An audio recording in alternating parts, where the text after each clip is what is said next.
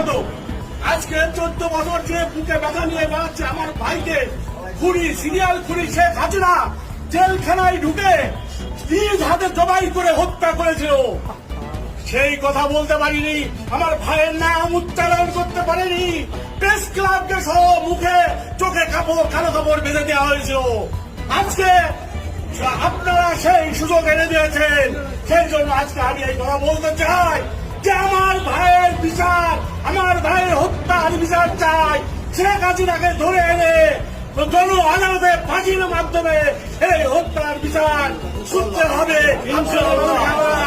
আর আমার ভাইয়ের নামটা জান, আমার ভাই জাতীয় বীর মেজর ফজলুল হুদা, জাতীয় বীর মেজর ফজলুল হুদা, জাতীয় বীর মেজর ফজলুল হুদা।